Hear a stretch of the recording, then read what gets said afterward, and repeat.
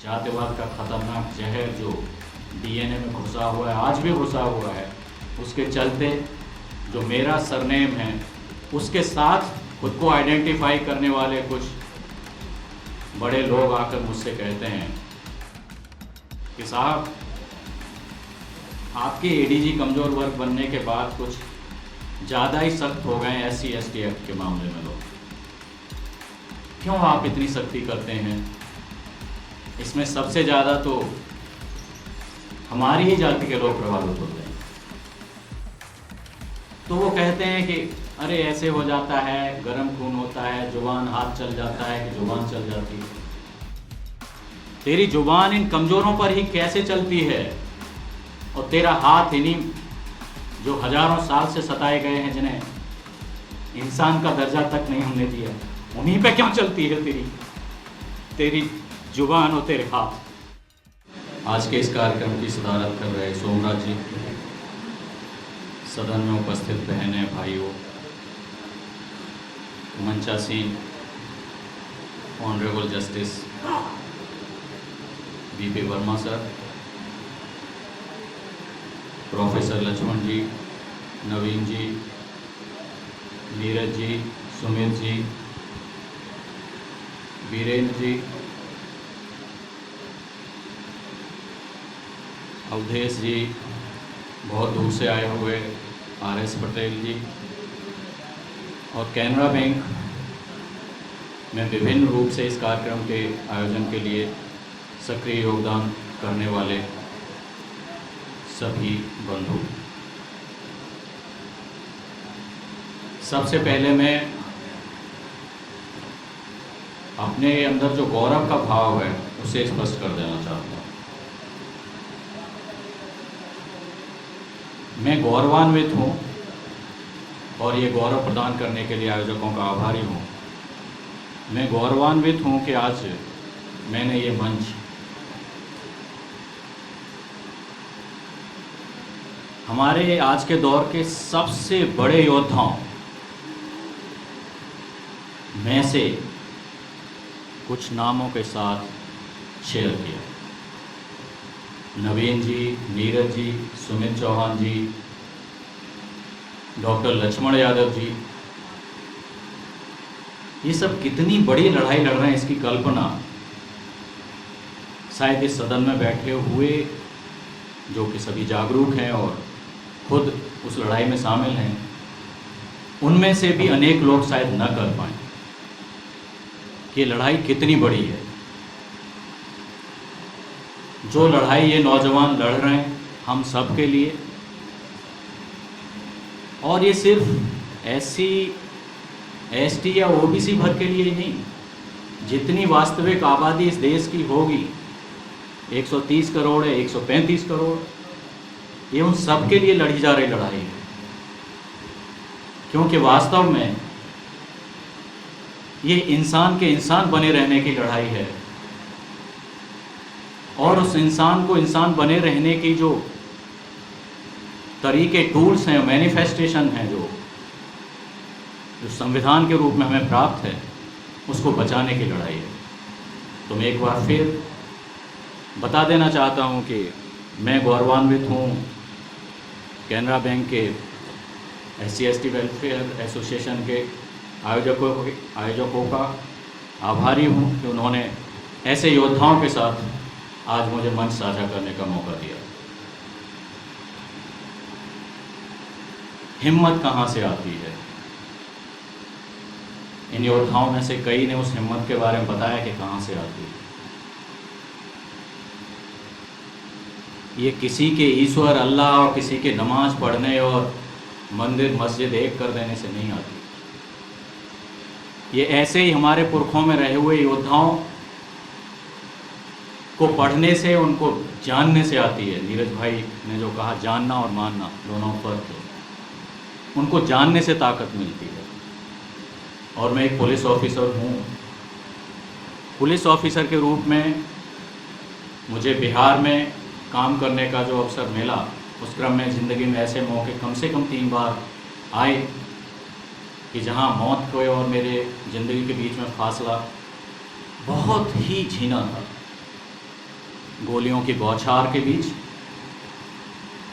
अपने कर्तव्य का निर्वहन करते हुए कूदने के ऐसे 3 अवसर आए, जान तब भी जा सकती थी। और वो जान जाते समय भी मुझे भरोसा है कि मरते समय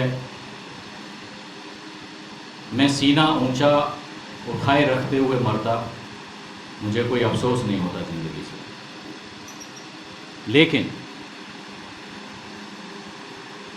मौका मिला, वहाँ मेरी जान नहीं गई, तो बची हुई ज़िंदगी में भी मैं कायरों की मौत नहीं मरना चाहता।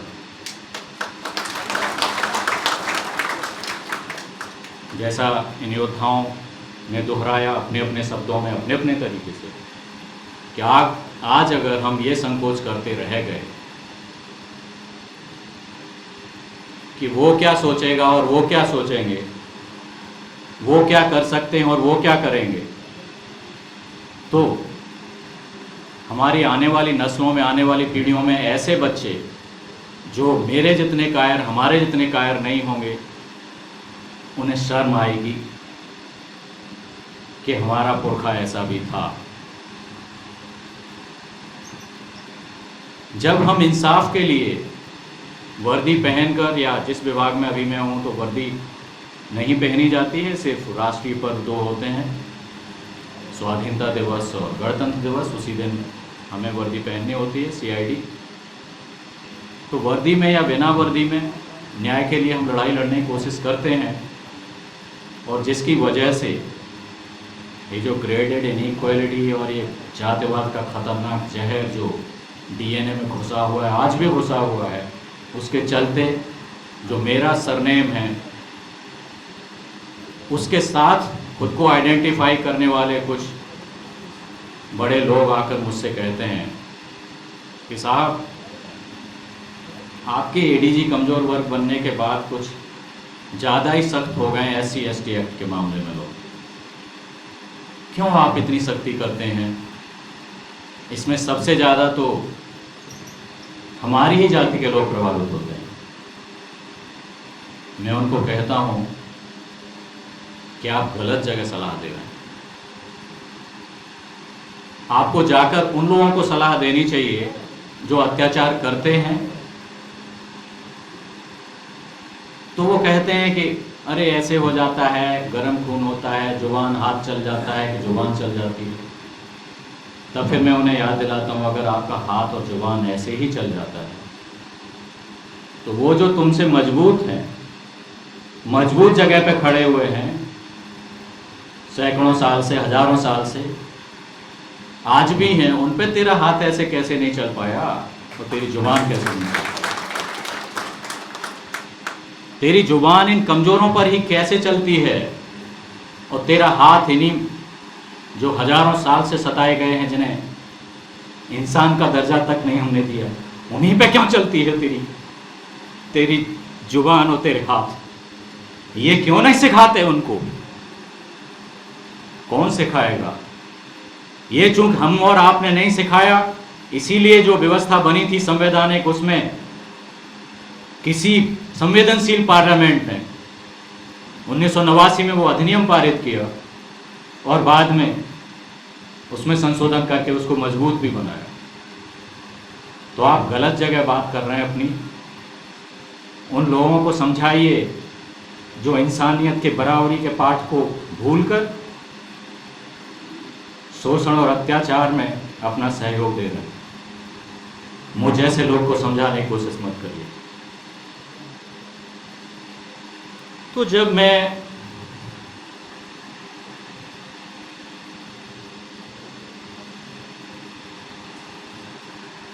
मैं इस तरह काम करने में विश्वास रखता हूँ, मैं नहीं कहता मैं परफेक्ट हूँ, मेरे अंदर बहुत सारी खामियां हैं, लेकिन मैं एक बात पूरी जिम्मेवारी के साथ कहना चाहता हूँ कि मैं आदमी को बराबर समझता हूँ और न्याय देने के लिए मेरी जहाँ से मेरी कैपेसिटी में जो भी तुच्छ से तुच्छ योगदान हो सकता है वो करने के लिए जो भी कुर्बानी देनी पड़े उसके लिए तत्पर हूँ, प्रस्तुत हूँ।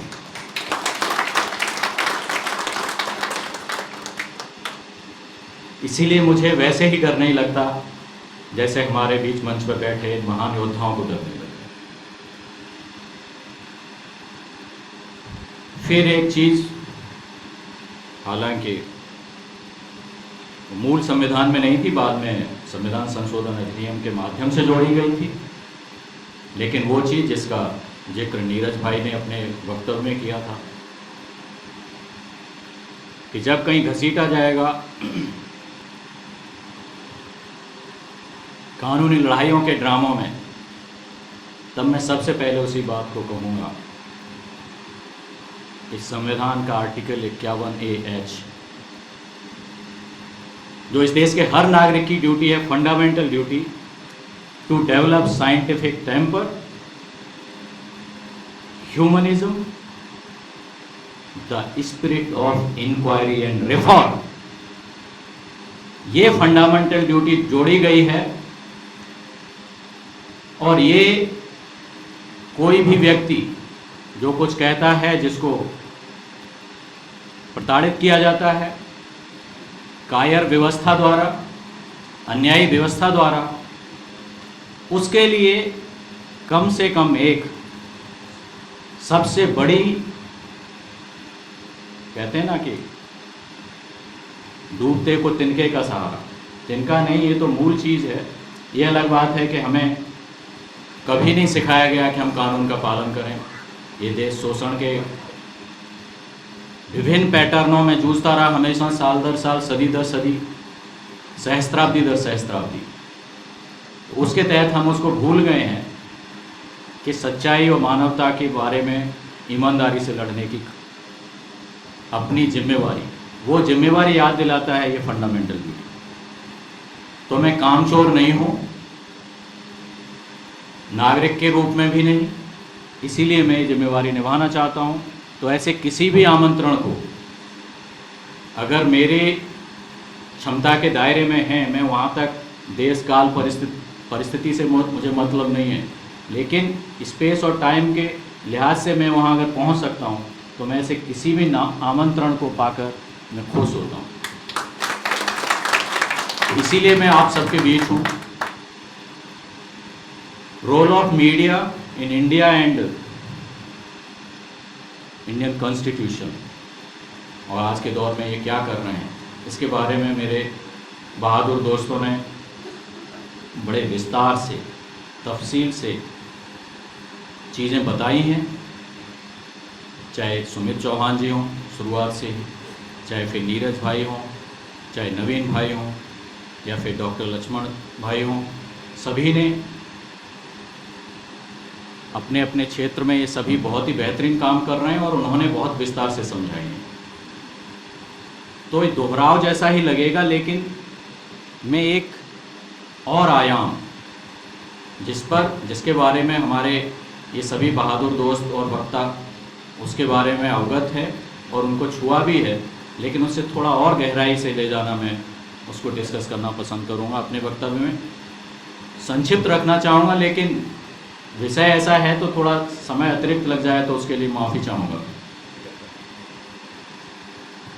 मैं ये याद दिलाना चाहता हूँ कि इस देश का मीडिया जो है वो वही है जो हजारों साल से रहा है। ये आडंबर दिखाया जाता है कि सच्चाई का साथ देता है या सच्चाई दिखाता है, जैसे उस दुनिया के सबसे खतरनाक, सबसे घटिया प्रोपेगेंडा सिस्टम को, जिसको पौराणिक साहित्य कहा जाता है कि उसमें इतिहास होता है। जैसे पुराणों में इतिहास होता है, सच होता है, पुराना संस्कृत में लिखा हुआ, बिल्कुल हूबहू वैसे ही जो मेन स्ट्रीम मीडिया है वो सच्चाई दिखाता है। मैं कहता हूं कि पहले पुराण लिखते थे, आज इनका मीडिया है। पुराणों का मुख्य उद्देश्य क्या था? मैंने 25 साल हुए मेरे सर्विस में पूरे हुए, तो उसमें 25 साल सिल्वर जुबली का ऑफिसर्स का मसूरी में था, तो उसमें एक पुस्तिका निकलती है, तो उसमें लिखना होता है कि आपकी जीवन यात्रा क्या रही। तो मैंने ये कुछ नहीं लिखा है कि मैंने एसपी के रूप में, डीआईजी के रूप में या वो ये वो क्या तीर मारे नहीं मारे। मैंने ये ज़रूर लिखा कि मेरा जन्म एक ब्राह्मण पूजक पेरेंट्स के घर में हुआ, लेकिन आज मुझे गर्व है ये कहने में कि मैं एक नास्तिक हूं। ये लाइनें मैंने लिखी हैं, ये लाइनें लिखना मुझे बेहद जरूरी लगा। क्यों? आपका मीडिया या आपके पुराण, हमारा मीडिया या हमारे पुराण। जब मैं मीडिया बार बार कह रहा हूँ, उसमें हमारे बहादुर दोस्त और इन जैसे अनेक जो लोग ये लड़ाई लड़ रहे हैं उनकी मैं बात नहीं कर रहा। वो मीडिया जो इनके नाम पर चलता है, इनकी ज़िंदगी चलती है और सेलिब्रिटी बने रहते हैं और सरकारें बदलने और गिराने और उठाने में उनका योगदान रहता है, वो है, वो पुराण है, कुछ भी नहीं बदला है। पुजारी और शोषक रूलर, ये दोनों दुनिया के हर हिस्से में ये तालमेल करके, कार्ल मार्क्स इसको कहते हैं अफीम, मासिस को अफीम खिला देना, और उनके विरोधी खेमे के मैक्स वेबर कहते हैं डोमेस्टिकेशन ऑफ मासिस। इस चीज़ के तहत पुजारी और शोषक, राजा या जो भी नाम दिया, वो सब मिलके जनता को मूर्ख बनाने के लिए जिस तंत्र का उन्होंने इस्तेमाल किया, और उसका सबसे बड़ा आर्ट के रूप में सबसे बड़े लंबे समय तक सफल प्रयोग उसका, और सबसे ज़्यादा खतरनाक तरीके से वो हमारे यहाँ हुआ, हमारे धर्म में।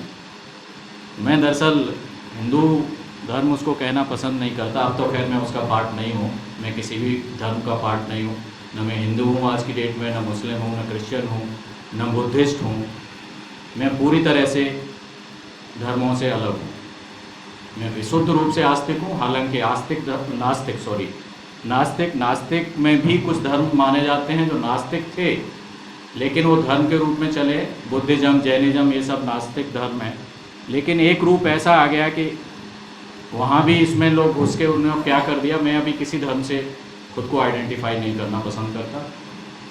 अगर कोई धर्म जैसी कोई चीज़ तो मैं नहीं मानता, लेकिन विचारधारा के तौर पर मैं सरदार भगत सिंह, शहीद आजम, जो 24 साल की उम्र में, इतनी कम उम्र में चले गए, फांसी पर टांग दिया व्यवस्था ने उनको, और पेरियार, उनकी विचारधारा का अनुयायी मैं खुद को मानता हूँ। तो आप देखिए कि पुराणों ने क्या किया। प्लेजियरिज्म, एप्रोप्रिएशन, आपके हीरो को उसके मुंह से अपनी बात कहलवा देना, और आपके जो वास्तविक हीरो हैं ज़्यादातर टाइम कॉन्स्पिरेसी ऑफ साइलेंस। मैं इन लोगों से पूछता हूँ कि भाई पुराण अगर इतिहास हैं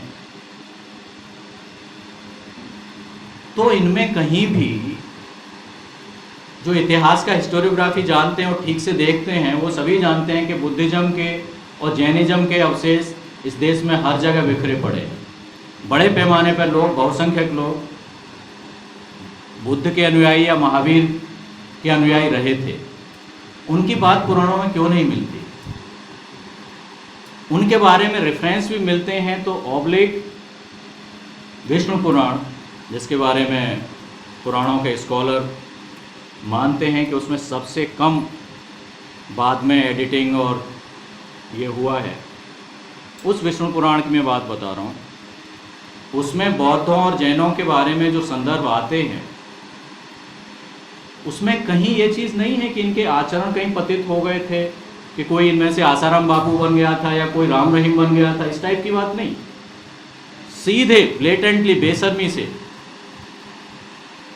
उनके छूने भर से एक पतिव्रता स्त्री का पति राजा, छूने भर नहीं, उनसे बात कर लिया, गंगा स्नान के बाद निकल रहा था, उनसे बात कर लिया, इस भर से वो कुत्ता हो गया। ले, घर पे गई है, वो देख रही है कि महाराजा गायब है।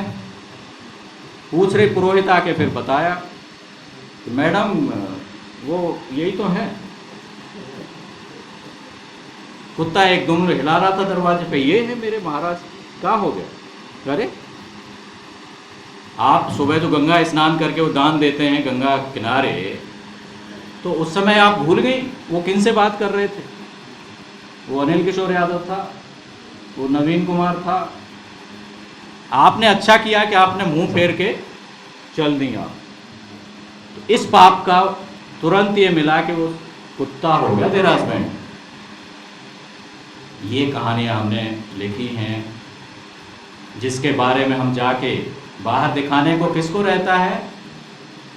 बाहर कौन पूछता है? मैं उस धरती से आया हूं जहां राम पैदा हुए थे, जहां कृष्ण पैदा हुए थे, जहां घर घर में गांव गांव में शिवजी का कोई चीज है, उस धरती से आया हूं मैं, या कुछ और बोलना पड़ता है?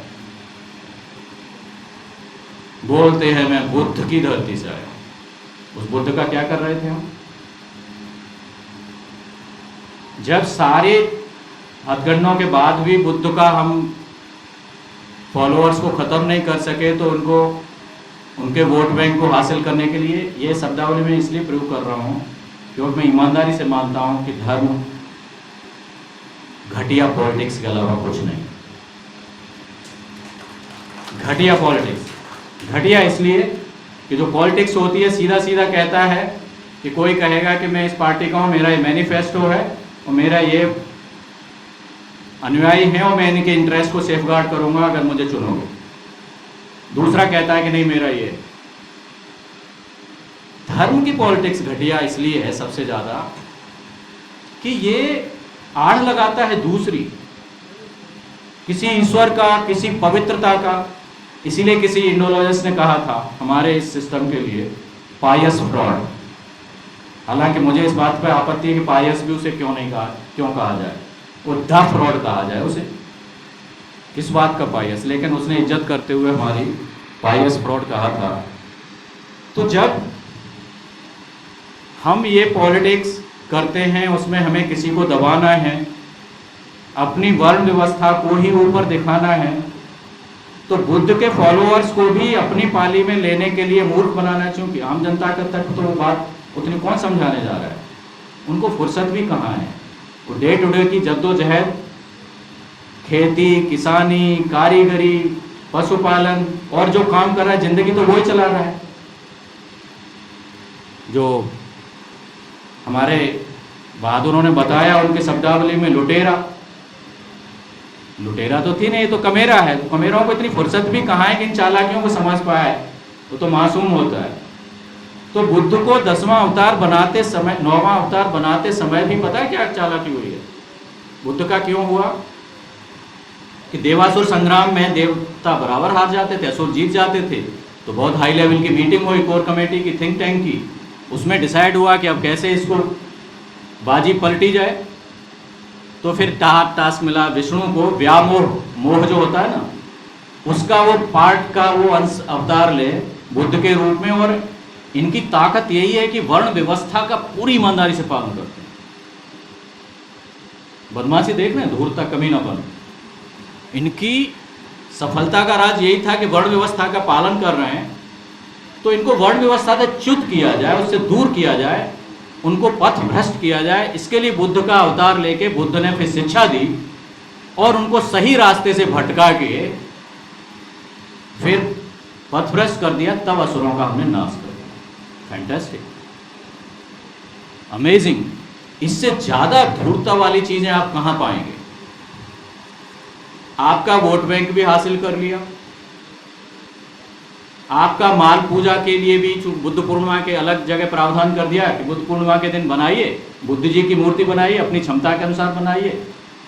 कुछ कर्जा भी लेना हो तो हमारा अपना दोस्त ही कर्जा दे देगा, महाजन। बनाइए और अपना जो करना है करिए, और हमें पुजारी, हमको दान दे दीजिए। ऐसा खतरनाक सिस्टम हमने बनाया।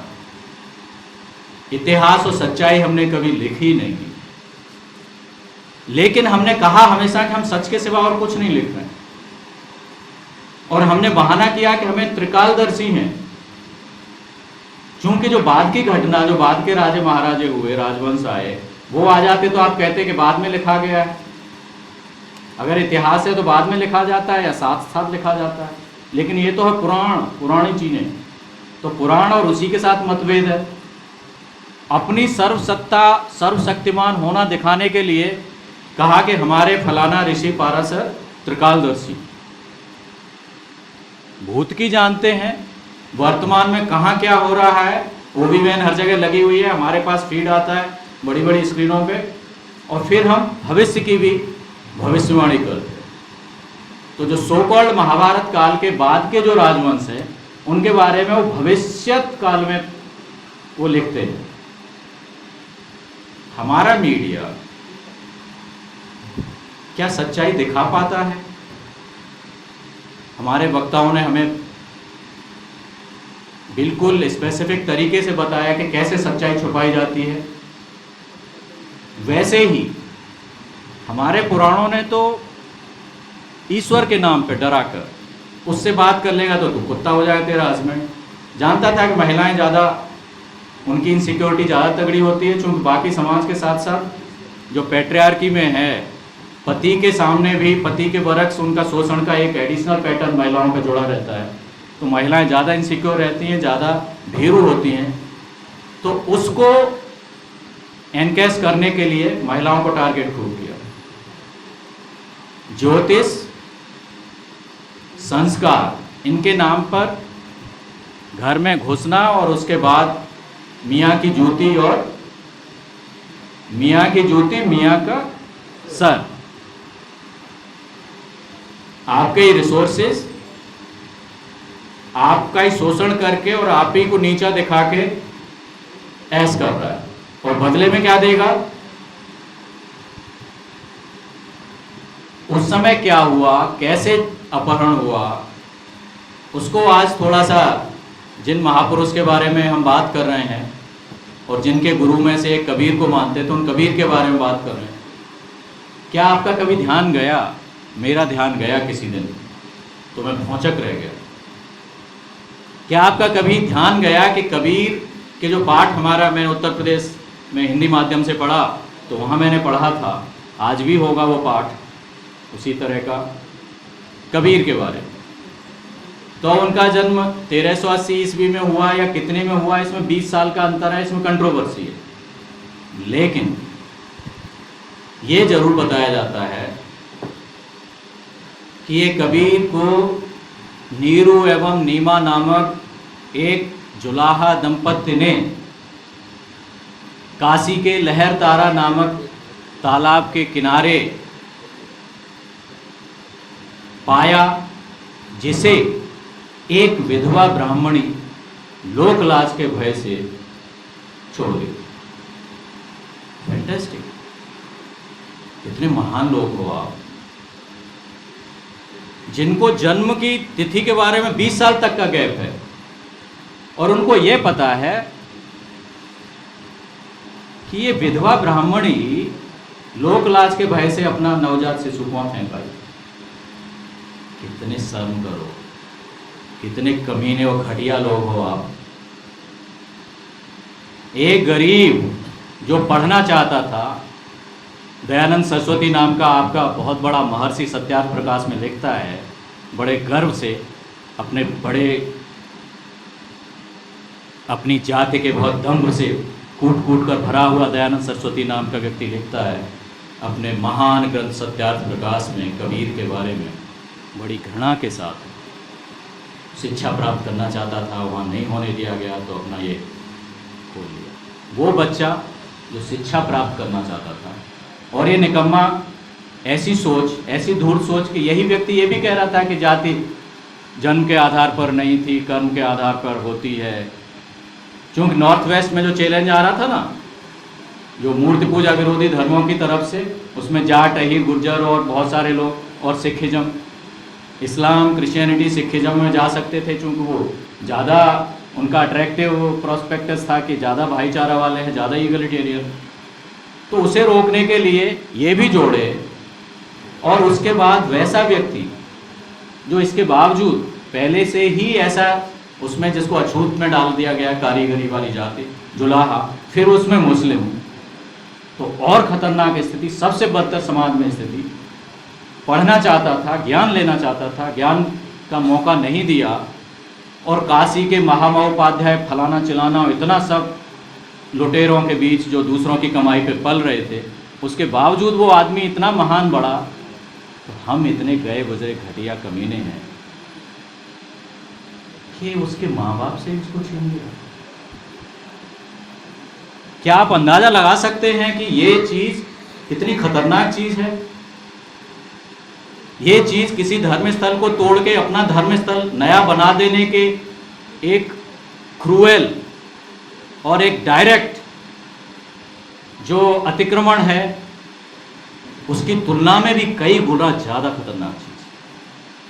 क्योंकि जो मंदिर मस्जिद तोड़ता है या किसी का गिरजा तोड़ता है और अपना लगा देता है, अपना चस्पा उस पर ब्रांड, तो वो एक रिस्क जरूर लेता है कि इतिहास में उसका नाम किसी बहुत क्या कहना चाहिए, बहुत संवेदनशील शासक के रूप में नहीं, बल्कि एक क्रूर, कम से कम इस हद तक क्रूरता के लिए तो जरूर कभी न कभी चर्चा की जाएगी। लेकिन ये महाशय कोई रिस्क ही नहीं, ऐसी खूबसूरती से कत्ल करते हैं। बाप मां से बेटा छीन लिया। मेरे लिए ये क्राइम, कबीर के बारे में ये लिख देना विधवा ब्राह्मणी का था, एक व्यक्ति का क्राइम नहीं है। ये हजारों साल का उसी व्यवस्था का है जो ये दावा करता है कि हम मुख से आए थे। और ये कैसा भयानक बदला है उस कबीर से, कैसा क्रूर और भयानक बदला है उस कबीर से जो ये कहता था कि तू कहता बभनी का जाया, आन राहत ने काहे ना आया। ऐसे व्यक्ति के साथ सबसे क्रूर बदला था। तो ये वो व्यवस्था है हजारों साल से, वही हमारा मीडिया है। तो इससे बचने के लिए आगे जो बातें बताई हैं हमारे बहादुर साथियों ने, उनमें कोई जरा सी भी जोड़ घटाव की गुंजाइश नहीं है। इसमें बस मैं ये कहना चाहूँगा एक चीज़ कि आप ये जो धर्म के नाम पर जो घटिया पॉलिटिक्स है ना, इससे बचना सीख जाइए। धर्म और कुछ नहीं है, ये ईश्वर विश्वर बनाया है दुकान चलाने के लिए लोगों ने। ये वाली दुकान, वो वाली दुकान, वो वाली दुकान, कोई दुकान, 2-3 दुकानें मिडिल ईस्ट में चली जिनको सेमेटिक रिलीजन कहा जाता है। साम वो इलाका मिडिल ईस्ट का जहाँ से जुडाइज्म चला, क्रिश्चियनिटी और इस्लाम। और ये दुकान हमारी जो, जिसको नाम कहाँ से बीच में लाके दे दिया कि सनातन दुकान है हमारी तो सबसे पुरानी दुकान है। हमारा छाबड़ा स्टोर ये वाला सबसे पुराना वाला है, दूसरा नकली है। ये सब दुकानों से बचना सीखिए। गुलामी सिखाता है, गुलामी।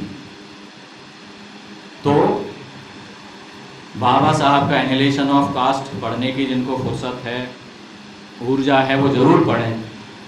और नहीं भी वो पढ़ पा रहे हैं या पढ़ पा रहे हैं तो उससे 1/4 कलेवर की एक दुधमुहे बच्चे ने, तो अब मैं 52 साल का हो रहा हूँ तो मुझे 24 साल दुधमुहा ही बच्चा लगता है। मेरा अपना सबसे छोटा बच्चा भी 22 का हो रहा है बेटा।